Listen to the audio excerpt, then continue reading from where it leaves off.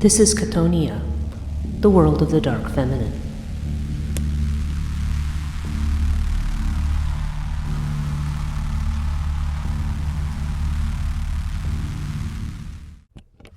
Hello, this is Breach Burke, and I just wanted to make an introductory comment before beginning this month's conversation. One of my guests, Alexandros Matsangos, we lost the last two comments of her commentary on this particular interview, and because there are three of us on this interview, and everything was coming out all right, and actually even during recording, we could hear her perfectly towards the end, and but for some reason when the audio files exported, including both the individual and the collective one, for some reason her last two comments were they just were silent. They were completely dropped. Don't know if she had an audio problem on her end, but that's, it's quite unfortunate because all of her comments were just extremely, interesting and quite germane to, they were really quite eye-opening in terms of this entire discussion. So apologies to Alexandros and apologies to everyone, the fact that those last two bits got lost.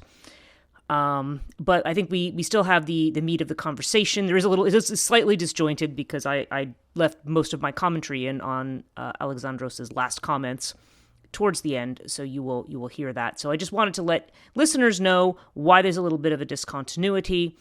This is the first time I had used Zencastr for recording.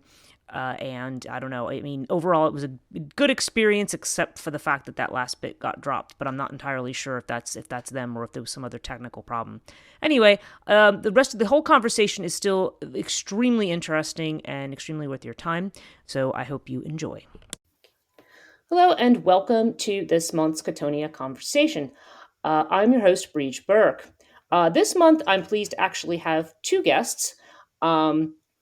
I have Alexandros Matsangos. Am I saying your name correctly? Mm-hmm. Yeah, that's right. Yes. Okay. And I also have Geoffreyjen Edwards. And, welcome to both of you. Thank you for being here. Both of them, the discussion that we're having, both Geoffreyjen and Alexandros are authors. And I'm going to let them tell you a little bit about themselves and also about their work. And the focus that we have of today's conversation has to do with gender, or our regular, the kind of binary conceptions of gender that have been normal in culture.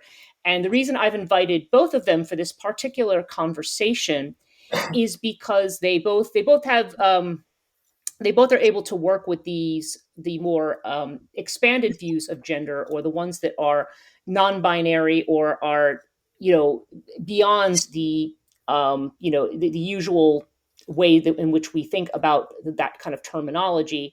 And I think they both deal with it in very interesting and creative ways that are different, but I think both are certainly worth talking about.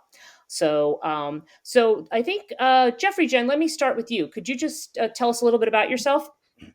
Yeah, so I'm a retired scientist. I did my academic work in an area called geomatics, which is a variation on surveying. But I also did a lot of work bridging the sciences and the arts, so a rather eclectic background that way. And since before I retired, I've started writing and developing a rather ambitious set of science fiction novels. The goal is 15, and I'm currently in the process of preparing number 2. So, wow, yeah, that's right. Yeah, and actually, have you actually done the drafts of all 15, or is it I just? have. They're all. I think there's one that's not very well started, but most have 60 to 70%, if not the complete novel, done. So Wow, that's really impressive. Okay, well, thank you. And so, Alexandros, can you tell us a little bit about yourself? Yeah, sure. My name is Alexandros Matsangos. I'm an author and translator, and my pronouns are she, her. I was born in Athens, Greece, where I studied psychology and I got my PhD in critical psychology. And in Athens also, I have studied philosophy for 3 years privately. Okay. Through the years, I have published articles and papers on various topics in the intersection between psychology, politics, and philosophy at several scientific and cultural magazines in Greece. And since 2012, I have been living and working in Berlin. And now, following a profound experience and an ongoing process of personal psychosexual transformation, the last years I delve intensively into feminist, gender, queer theory, and queer psychoanalysis. The Male Lesbian Manifesto, which is my latest work that has been published in Greece in the summer of 2021, with the subtitle Instructions in the Philosophy for the Escape from the Phallic Fallacy, is the fruit of this process and this inquiry. Okay. Thank you very much. Yes, that was the one work. I know you've just brought that work to Untimely Books, which is the imprint of Metapsychosis, where Geoffreyjen and I both have worked as editors there. And actually, Geoffreyjen's book has also come out through Untimely Books. So this is a great way to talk about both of your works for that particular imprint. And there's so your work is called the Lesbian Manifesto, the latest one that the Male Lesbian Manifesto. Male Lesbian Manifesto. Sorry, thank you. Yes, and Geoffreyjen, your series. Can you talk a little bit about the subject of your series? You've kind of described this as as a space opera of sorts, but you have a rather it's science fiction, and I know that you have a rather expansive kind of futuristic view about obviously a lot of subjects. There's religion in there, and there's cultural stuff, but also certainly gender stuff in there as well. So can you tell us a little bit about that? Sure. I should start. I didn't say anything about gender in my first remarks. So I've always been gender fluid, which is partly why I guess I'm here in this conversation, but also why I write the books that I do. Gender, non-binary gender is... So when I started working on my science fiction stories, one of the first things I did was because they take place in the far future, so they're kind of a future history, a kind of an attempt to think through a lot of issues towards how our civilization functions, but in a distant future. So the advantage of a distant future is you can sort of disconnect from a lot of the problems that we have today and focus on specific issues that can be dealt with in different ways. And gender was one of the issues that I wanted to deal with. When I started working on the series, there was no discussion of gender, more or less, in the public media, because I started in 2011. Of course, the situation has completely changed in the last 10 years. And one of the things that I sort of was focused on is this idea of a multiplication of genders. So, and in my books, the idea is what happens if we have technologies that can reorganize how our bodies function at the micro level. And one of the first things that I thought about was the creation of additional sexual organs. So in my books, there are two additional sets of sexual organs. There are the penis, testicles for traditional males. There are the vagina, uterus for traditional females. But there is another organ called the merlin, which is a membrane that folds into a penis-like organ or a vagina organ. So the merlin is a bigender organ. And the shoud, which is a very highly and tunable sensitive skin across the whole body. and so it's a kind of neutral gender in the old terms.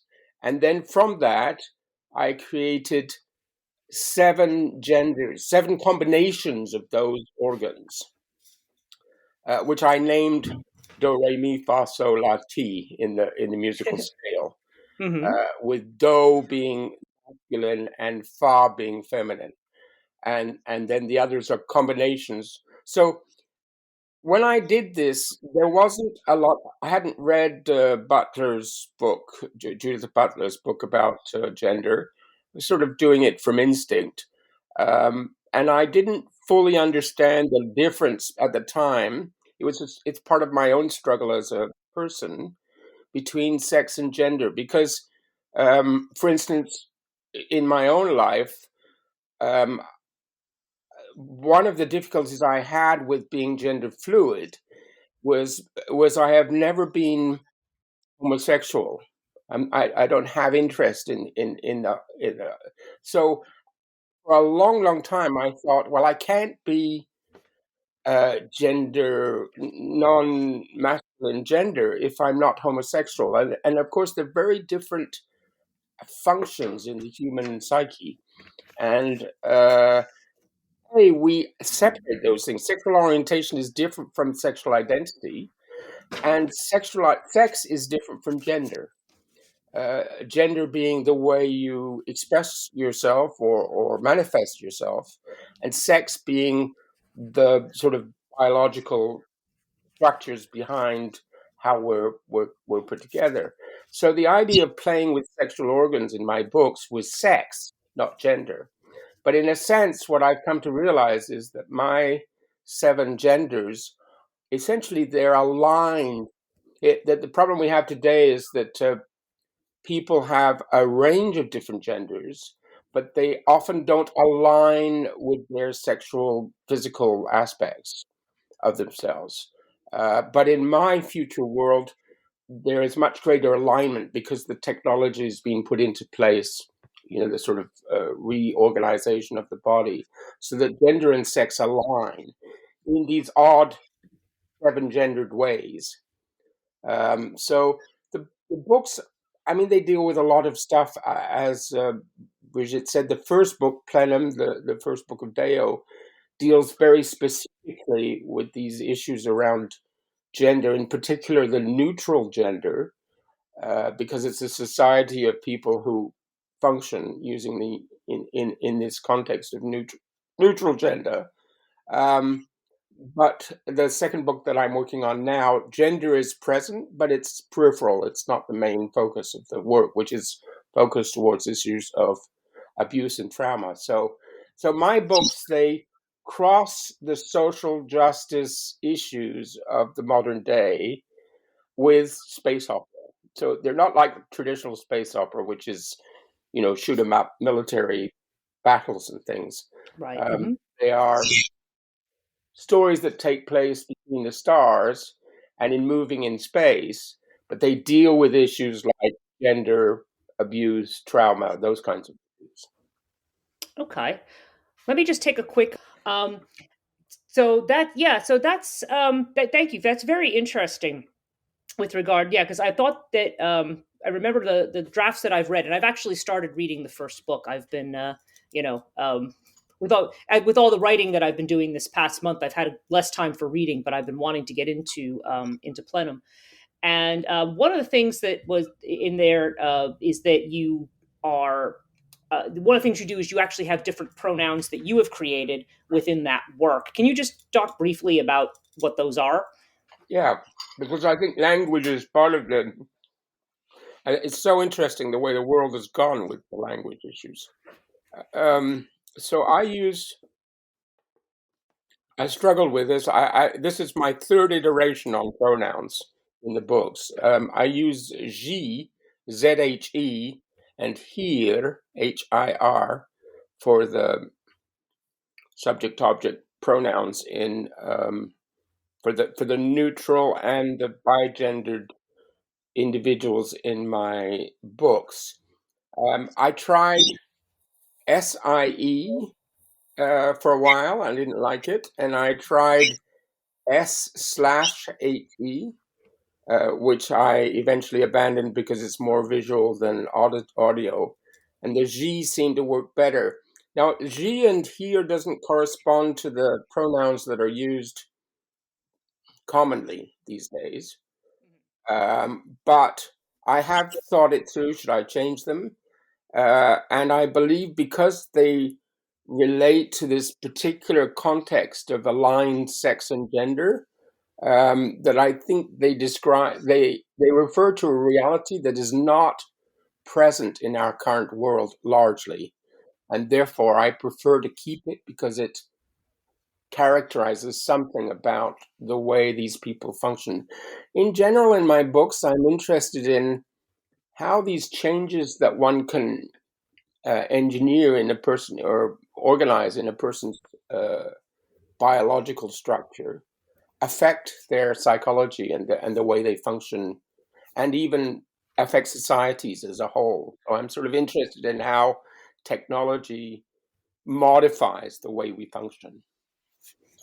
Okay, that's interesting because the technological piece of it is something that I don't know that I've ever considered. I mean, certainly the question that you brought up is definitely one that I've considered and that I see affects a lot of people. And being that this particular podcast deals with the dark feminine, which is just one construct, because my approach to the question has been more about the ways in which what we think of as feminine, whether that presents in a male or a female or anybody of whatever identification or orientation that they are, is that it always tends to be perceived negatively. And I feel that people who, for instance, people who identify non-binary, like yourself, Alexandros, I know you identify as she, and we're going to talk a minute. I want to talk in a minute about your ideas about that. Um, I think it's when there's these questions about what people have in a way. I'm going to use the word hardwired. I don't like it, but I think you know what I mean. The way in which the narrative tends to be around gender, it makes it's very hard for people to break out of, and people, for whatever reason, for the same reasons I feel people are threatened by the quote unquote dark feminine, I feel like they're also threatened by anything about gender that does not follow this kind of binary, so-called normative way of doing things. So with that, Alexandros, if you could tell me a little bit about your theory on gender, because I read the abstract for your book, and I find the whole idea very, very interesting. But I'll let you talk about it. Mm-hmm. Yeah, sure. First thing I want to say by listening to Geoffreyjen before is that we are somehow in line with this thing that you said before, that it was kind of obstacle for you to realize your own personal gender situation, the thing that you are not attracted to men, you are not homosexual. And for me, it was always for years also the same. I was having this stupid thought that, since I like women and I'm not attracted to men, this means that I am a man. And then at some point, I realized that, it doesn't have to be like that. You can be attracted to women and be a woman yourself also. Uh, Now, that being said, talking a little bit about my book first, the manifesto, the Male Lesbian Manifesto, well, it does a lot of things together. It is a multi-tool, as I like to call it. Just to mention here the most important of them, it is a call to feminization that is addressed to cis straight men. It prompts them to abandon identifying as cis straight men at the level of language, to abandon their psychosexual attachment to the phallus and the phallic function at a more practical, let's say, level, and to embrace or to reclaim, even better, the repressed and denied female human essence. It is also a call to feminization in a wider, more general sense, and by that I mean a transition from the phallic organization of the sexual field that we have now, which is determined by the binary gender at the level of sexual identity and the phallic enjoyment at the level of sexual desire to a female organization of the sexual field that is determined respectively by the female as a gender and as a matrix of genders at the same time. This is how what I say and what Geoffrey says about the multiplication of gender can align somehow. And the lesbian non-phallic enjoyment at the level of sexual desire. It also endorses a kind of new sexual ontology and anthropology, a kind of new understanding of what we mean when we talk about men and women and the relationship between them. The key words here are non-complementarity, fundamental asymmetry, and radical difference. The basic idea to all that is that all human beings are born and basically are females. Femininity is a universal quality of mankind, both in terms of material origin and in terms of erotic desire. Our material origin is the mother's body, and our primary desire is a non-phallic lesbian desire for the mother. Now, here I like to use two analogies in order to make more clear how this primary, expansive, and all-inclusive femininity operates for us, humans of all gender. The first one goes like this. A certain woman, is a certain being, and at the same time, she's a potential matrix of beings. In exactly the same way, the female is a gender and at the same time a matrix of genders. The second one goes like this. The clitoris is an organ that is located at a certain position of the body, and at the same time, it extends itself neurally to the entire body. Nobody knows where the clitoris ends. The limits of the clitoris are the limits of the body.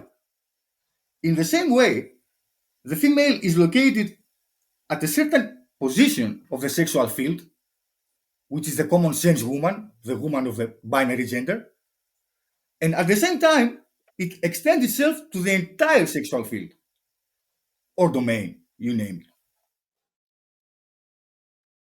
The same idea can be supported in a more philosophical way, and it goes like this.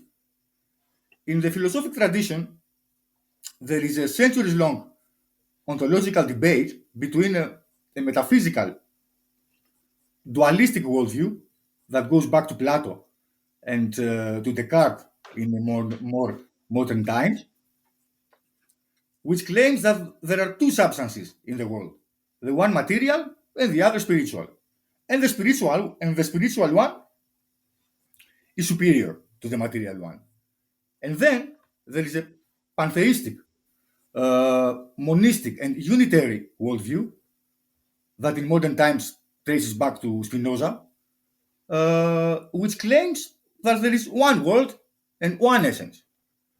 Personally, I have always ascribed to the second one, the unitary one, which has always been the progressive one, the egalitarian one, in more political terms. Now, one thing that we know from the more recent developments in gender theory, and especially the late Lacanian psychoanalysis, is the deep significance of the sexual identity for us humans. Sexual identity is not just another human quality among others. It is the primary quality upon which all the other qualities are based and constructed.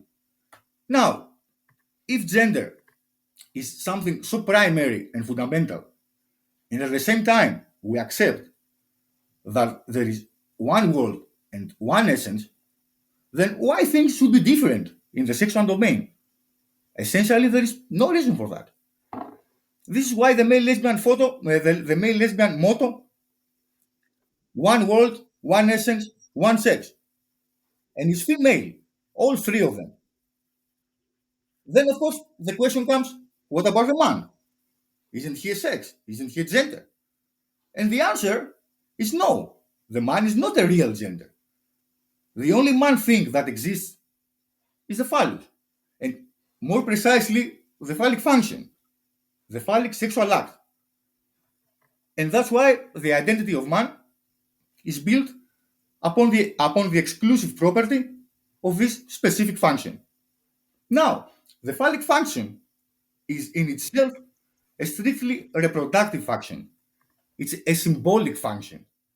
It translates the being into a reproducible genetic code. That's what it does. Which means that when we talk about the man, we are already in the domain of language, already in the domain of abstraction, already in the domain of representation. This is why I talked before about radical difference between male and female, between the man and the woman, because it's the biggest difference that can ever be. It's the difference between the real and the not real. Or to say it another way, the difference between the idea of something and really something. And to finish with that, we can also look at the same thing from a more strategic, let's say, perspective. We found ourselves in a paradoxical situation, in a way. On the one hand, we want to disrupt the binary gender because it's super normative and restrictive, blah blah. And at the same time, we are deeply embedded within the binary gender.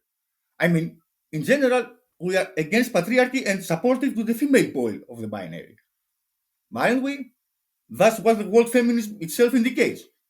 Now, the way to remain faithful to both of these seemingly contradictory things, to disrupt the binary gender and at the same time support the female pole, is to disrupt the binary gender from within the binary gender. And the obvious way to do that is to inscribe everything to the female pole. That's it. Okay. Thank you. I wanted to make sure you had a chance to say everything you wanted to say on that. That's yeah, that's really that's a very interesting way to think about it. Um, and yeah, and I feel like in a lot of there, I really resonated with some of the things you've just said about Plato, about this idea of the material and the spiritual, with spiritual being valued, and also about this idea of the difficulties of the domain of language. One thing that I've seen in mythology in particular is which is my area of expertise, is this idea that that whenever we look at the creation of the world, it is always done in binary terms. In other words, you have a separation that occurs between earth and sky, and that separation seems to be linked very much to our ideas about time and space and how we perceive things, the way that our nervous systems perceives and processes information. And it's interesting though how these I had read an interesting book, and I know I've talked about this book. It's called Sexing the World, and it's linguistic. It's I think the author's name is Anthony Corbeil. I hope I'm saying his name right. But this was a study that he had done on gender in language in particular, because gender, as we know in language, you always have, you always tend, most cases you have masculine, feminine, and neuter are listed as the cases that you will have in almost any language. I can't think of one that doesn't have it. But I think, but Anthony Corbeil's case was that it was the Romans, in particular, who decided to take the gendering of language to another step by taking words that were masculine, and if they felt they applied to something they considered female, changing the word to feminine. So something like "good God," bonus deus, becomes bona dea when you're referring to a female deity of some kind. And that was, so it was literally taking the structure of the word and just and literally putting it into a divided category. Um, and it's interesting too, because the idea of unification, of saying, and the idea of she as the basic idea, I find interesting because, yeah, biologically they say everybody starts out as female, and that if one is going to develop male organs and that set of characteristics, that will happen at a later point in a pregnancy. So that's interesting as well. So in thinking about these things, I'm just looking back over some of the questions I've had here. So one of the things you both bring up is this way in which sex is defined. Well, the way that we define, well, sex versus gender, which again, as was very correctly noted, I think by both of you, is that those are two different things. Mhm. There's biological sex. There's the set of organs you're born with. There's the hormonal components of your body, and then at the same time, there's there's what the gender roles that are assigned to people. And I feel now personally, I identify as cisgender female. I mean, that's always been the way I have felt. But certainly we're aware that even in such a context, everybody has masculine and what we tend to think of as masculine and feminine characteristics. And but my question is, what I find very interesting right now is the way in which now we are seeing an increase, like Geoffreyjen, like you said in your one of your opening statements, was the fact that you were writing about this back in 2011, and then now the whole topic has it's exploded, it's changed. We're seeing a lot more conversation and a lot more discussion around this. So I guess my question for both of you would be, and maybe I'll start with you, Geoffreyjen, and then you, Alexandros, is just what do you think has changed to bring more of an awareness to this more non-binary or unitary way of looking at gender, as opposed to the old as opposed to the typical dual way, which hasn't gone away, but it's being challenged more and more now. What do you think possibly contributes to that? So I'm a bit like Alexandros. So I would say I'm Spinozan too. That may be obvious, but um,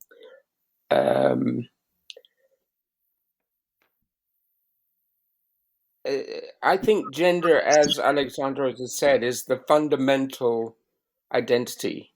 It was very clear to me as a young person that when I, for instance, went outside, I experimented for a time with cross-dressing, not as a not fully trans, but just wearing skirts and things in public. And it became very clear to me very quickly that gender is kind of at the base. It's the thing that everybody constructs their identity from gender first. And but the other part of that, so coming to this difference between sex and gender, sex is not binary. So that's another myth that people have. When we get into this discussion of gender versus sex, well, of course, gender is being discussed in this very non-binary sense today, but sex is also no longer seen as binary because, first of all, sex, the biological and physical aspects of sex, say, is not a single spectrum. It's a whole slew of different functions. And in each of these, it's a spectrum, not a binary. And so a person can have one set of hormones, one set of organs, one set of of these different one psychological grounding, and they form different configurations. So I think what's going on is that the progressive dismantling of identity, which began, I think, probably most specifically with feminism and racism, were the two that dominated much of the 20th century, led us progressively towards a beginning to dismantle issues of gender, which sit underneath those. And it wasn't until those could start to be challenged and switched around that people started to look at the issue of gender. There's another one in there which is perhaps in some ways related to the issue of gender, is bodyism. So the sort of mistreatment of people with disability, because the structure of the body is part of what contributes to that. And that is also one of the issues that has been difficult for people to slowly dismantle and begin to challenge. But well, I think it has to do with this progressive movement into the gender field, as it were, as a society. Um, and we'll get into this maybe a little later on, but I think we're in a multiplication, and it's interesting, Alessandro's approach of a unity and mine as a multiplicity, but they are really the same thing in some ways. It's as she talks about it, it's a matrix and the unity, and I'm sort of focused more on the matrix aspect, and she's focused perhaps a little bit more on the unity aspect in her writing. So it's a kind of yeah, it's I'm not sure if that helps. Mm-hmm. No, that's good. And I guess I just, before I go to Alexandros, I did have one just additional question based on what you had mentioned earlier, Geoffreyjen, was that you had talked about the way in which technology may potentially change things. I mean, you may or may not have any thoughts on that, but do you think that that has any involvement in this as well in some fashion, or no? Well, I mean, it's played into the issue of trans, right? So the ability the ability of the medical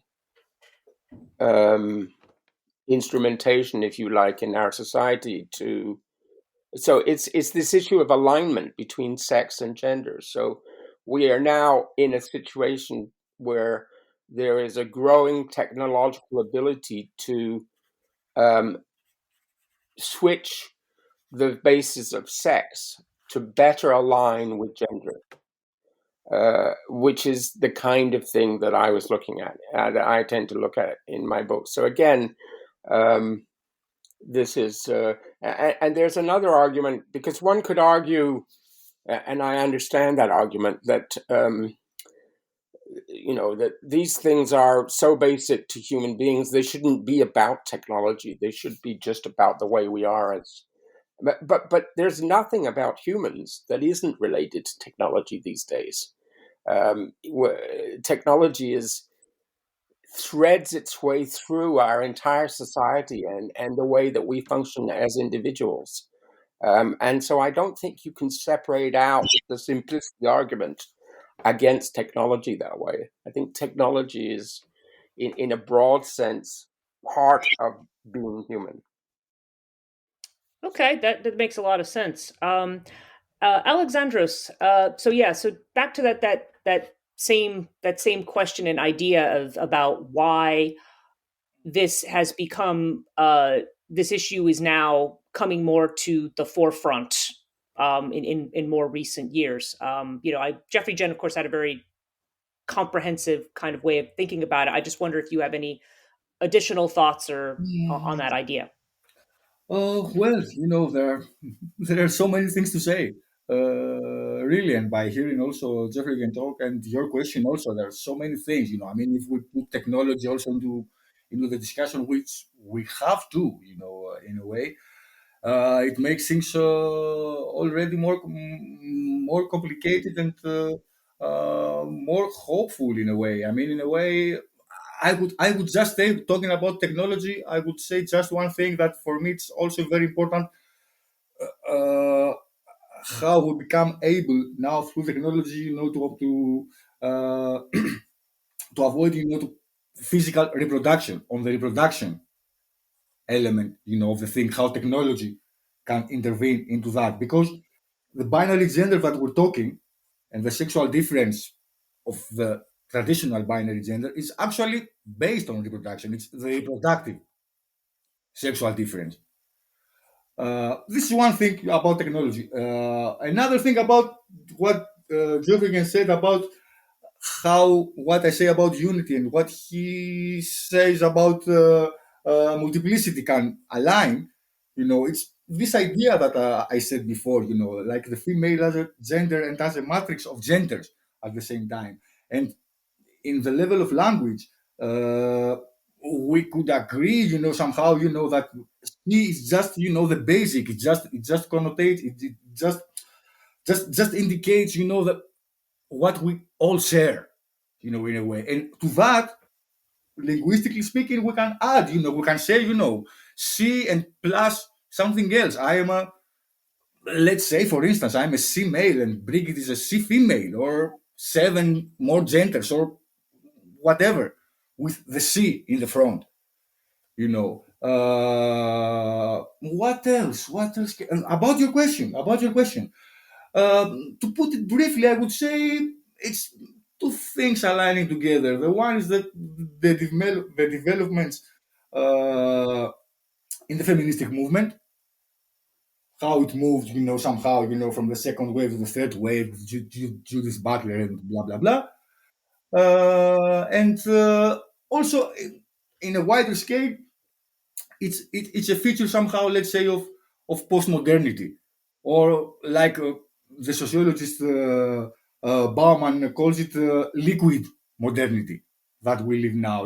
Everything is flexible, everything is fluid, blah blah blah. All these theories. So this necessarily, at some point, if we all agree that gender is so fundamental and so important for humans, of course, it comes a point that it comes also to the genders. So then we have, all this non-binary and all these things. Uh, yeah, I mean, about this question, this is what I have to say now about the another thing. Yeah, that also makes it more complicated. The thing that we said about the biological and the social. And Geoffreyjen just said, that even the biological sex is not binary. It's like a spectrum. I would add to that that also the function of the organs that we traditionally call masculine or feminine can be the other way. And this is why I have a whole chapter in my book which is called the lesbian phallus. Because the phallus and the phallic function are not the one and the same thing.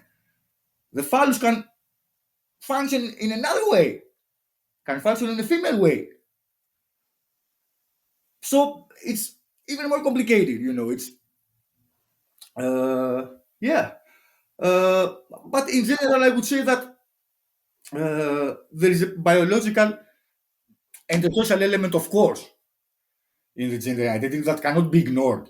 But at the same time, the sexual cannot be totally reduced to any of them, neither to some kind of mixture or combination between biological and social parameters.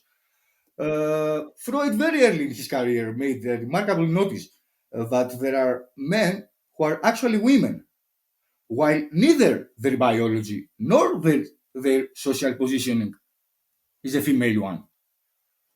So there is an irreducible psychosexual element here. And I would say that it's the element of desire, the element of pleasure, the element of enjoyment. And as Lacan puts it, there is a phallic way to enjoy and there is a female way to enjoy. And it is actually this domain, the psychosexual domain of enjoyment, that is the central point of the male lesbian intervention. When I talk about feminization, I primarily mean the transition from the phallic to the female way of enjoyment. Now, the way that someone enjoys is not strictly determined by neither biology nor society, but also it is not completely autonomous. It's related in certain ways to the biological and to the social. On the one hand, the transition of men to the female way of enjoyment creates a certain responsibility to assume femininity in social terms as well, to abandon the male social identity and embrace the female one. Or at least this is what male lesbianism prompts them to do for certain social and political reasons. On the other hand, biological men and biological women do not enjoy the same degree of freedom and the same ways to access the two different ways of enjoyment. As Lacan puts it, women can have access to both ways of enjoyment without this causing any split or contradiction. While for men, there is either the one or the other, which means that they have to abandon the phallic pleasure if they want access to the female one. I think I've Okay. everything. There's Okay. much more, Okay. but yeah, I think the basic is that was that on that. Okay. Well, okay. It's So that's okay. So just again listening. I think my next question. One of the things that you had mentioned earlier that I thought was intriguing, and I think was part of my original list of questions, has to do with the ways, because you were talking about the biological versus the social, and perhaps the psychological, and the way these things might intersect. Um, it's I think, okay, when we talk about now, both of you talk about two things of interest. One is that masculine and feminine, like certainly Geoffreyjen feeling more like a gender fluid. It's not necessarily that you identify so specifically with one or the other. And in Alexandros, in your case, you feel that she is the kind of the preliminary thing, but there was this idea of kind of moving from this experience that may have been perceived as male to either, I don't know.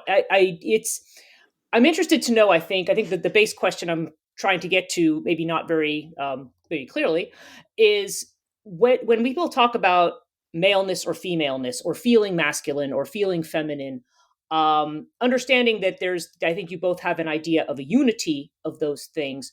What in your opinion defines that? Like for you, at least in your lives, at what point do you know that you maybe perhaps don't heavily identify with masculine or with feminine as these binary terms? So maybe Geoffreyjen, if I could start with you. Sure. So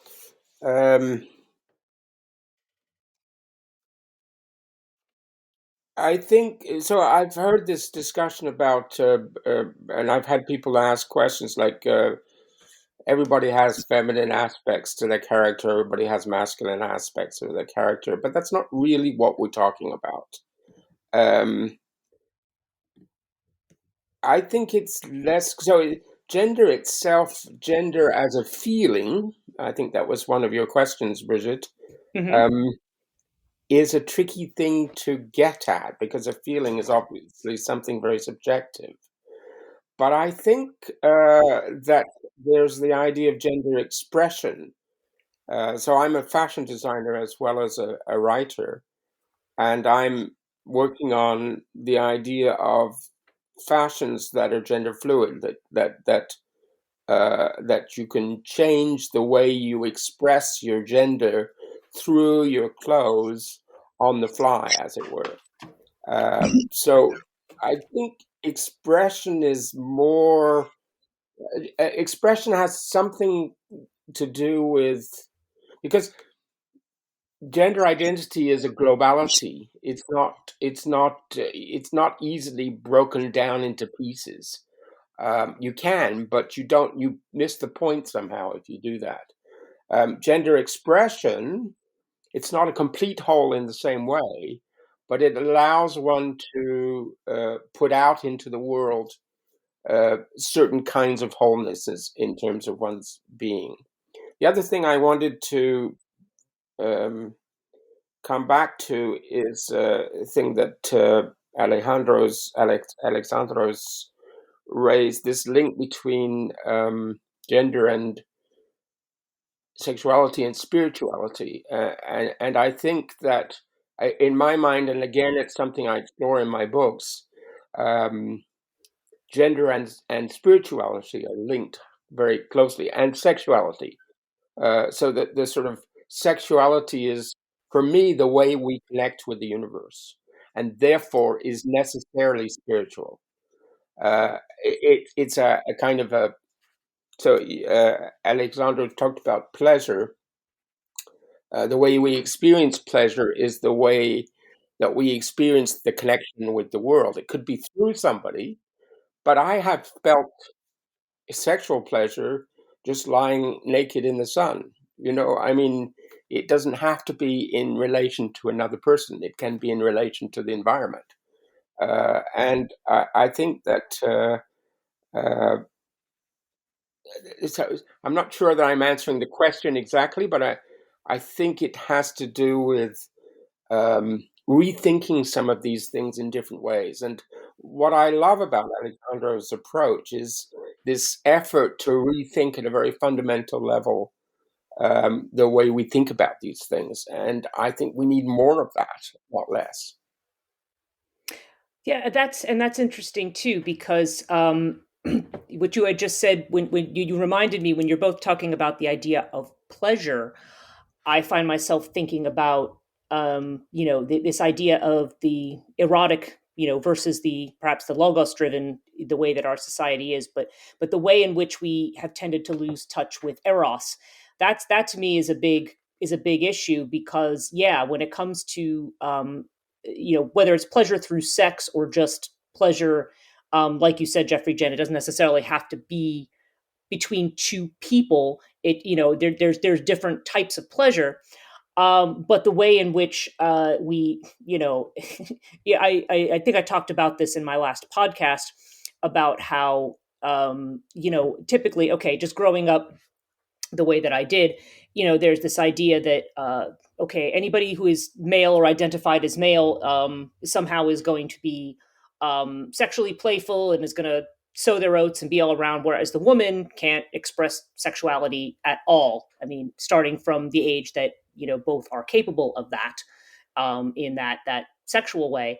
And I feel, what's kind of happened is there's been this reversal of saying, was it used to be that the girl is the bad one. Now it's the male. No, it's his fault. He shouldn't do these things. Either way, it's both of those conversations are beside the point, because neither really, the bottom line is nobody really deals well with sexuality on any level at all. And yet, as you've indicated, it's so very fundamental to, that sexuality is also very fundamental to our spirituality. And I think that's a really good way of expressing it. Thinking about when we talk about this, the divisiveness within the masculine, that really resonates as a characteristic for what we identify with as masculine on many levels. I think is that's part of what I'm going to call the Western mindset, is that idea that it's either or. There is that gap, like you say, between conscious and unconscious, and there is and so there's always a split. So like you say, there's always this kind of dissatisfaction. I think about something I said in my own book about the way in which the masculine ends up to me, I feels to me like what is perceived as feminine is often perceived as something unitary and collective, whereas what is perceived as masculine, at least again, in language and in terms of narrative construct and so forth, that the masculine has more to do with the individual, and the fact that we live lives about developing ourselves, and being our our own unique person. And in one sense, yes, I mean, we are, we all have unique qualities that that we want to develop and allow people to see. But I think sometimes that happens. We live in these sort of economic and political and other social contexts that say it's more about you as the individual, and we forget the fact that it's you as an individual, but you as part of this kind of unity of things as well. So I don't know. All this is really interesting and giving me a lot of things to think about with my own ideas. I guess I maybe two last questions for both of you, and the first one would be, and again, this is a big question, and I don't expect either of you is going to have some grand answer to this one, but just some thoughts on knowing that I feel like we are making progress towards a different way of looking at these types of identities, or perhaps even about finding this non-binary unitive way of thinking about things. And yet in a lot of people there's still we're so structured to try to think of things in that binary way in this culture. Do you think there's any for either one of you, do you see a way that there might be to move past this, or do you think it's just something that has to take time and the change of time? So If I could pick up yeah. something that Alexandros said, so she talked about the gap between the conscious and the unconscious, which in the way that psychologists treat the person, and this strikes a bell for me, because it has to do with the issue of embodiment and our engagement with the body. And we live in a world, in a culture that has created these schisms. I don't know whether it was as a result of the sort of psychological mindset, and there may be a level at which that's true. Um, but we're still in a sort of Cartesian organization of our lives in terms of uh, anyway, the dualities and uh, body and engagement. And I think that as our cultures move into this field of gender um, diversity, of now, obviously, we're a long way from that. Now we're actually in a state of a kind of societal rejection, a kind of uh, um, a resistance that is going on about addressing these issues. But I think that's temporary. I think that's part of the engagement in a very real and important way with the issue of gender. And I think that the resistance is a maybe necessary state for as a society to go through in order to really develop these ideas and these approaches and make them more fully engaged. So, but I do think that we are moving towards greater gender diversity eventually, and gender awareness, and that, as I said, the gender identity drives everything else. I think if we do that, everything else will start to untangle in its own way as well. And this idea of, so it comes back to what I said about able-bodiedism and our disconnect from bodies and function of the bodies, whether it's phallic, as Alexandros talked about, but also the way we walk, the way we breathe, the way we swallow, all of these things that have to do with the way we live in our bodies in the world, have to also come into play, and start to break down this gap between conscious and unconscious, um, um, between the binaries in this context of gender and so forth. And I Okay. did want to mention that, of course, all of this is dovetailed very nicely with the issue of dark femininity. Uh, yeah.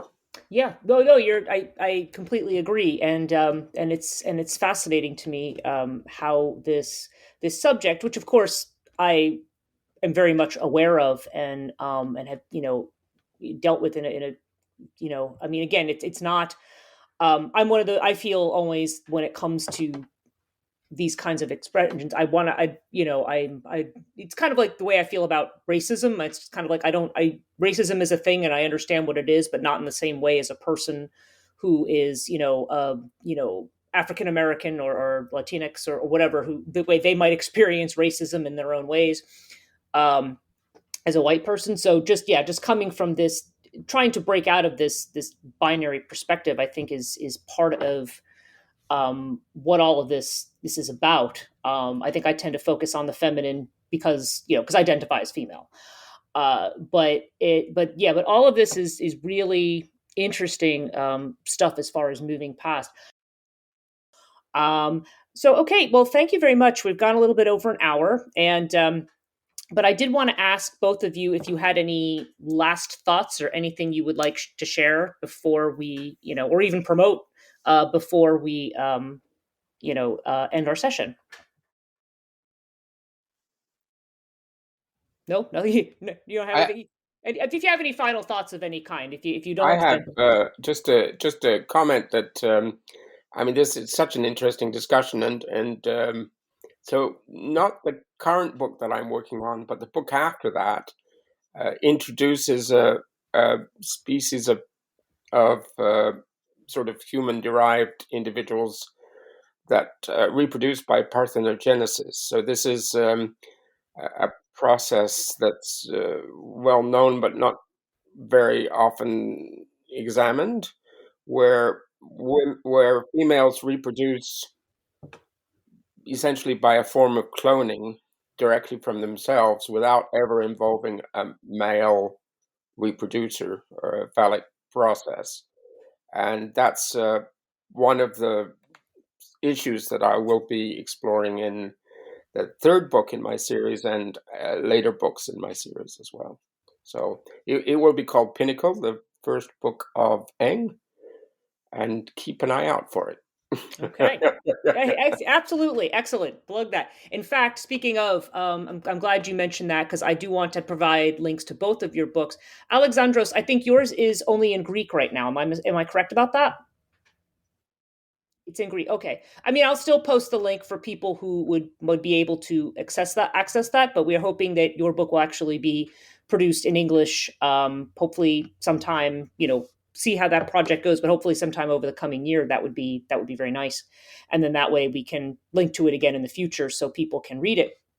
And so I want to thank both of you very much. I'm probably going to stop the recording and I'll just stay on for a few more minutes to chat with you a few minutes before we go. But I want to thank everybody for listening today, and we'll see you in the next episode. Thank you for listening to Chthonia Conversations. If you would like to become a supporter of the work that I do at Chthonia, please visit patreon.com/Chthonia and consider becoming a patron. The different levels and the different benefits of each level are described there. If you are interested at all in personal one-on-one coaching, tarot readings, or other kinds of sessions, please visit my website, liminalreiki.com. The name has changed to Transition Life Coaching, but still retains the original Liminal Reiki logo and URL. So you may check that out if that interests you. All of my work is available with publishing, podcasts, and also teaching.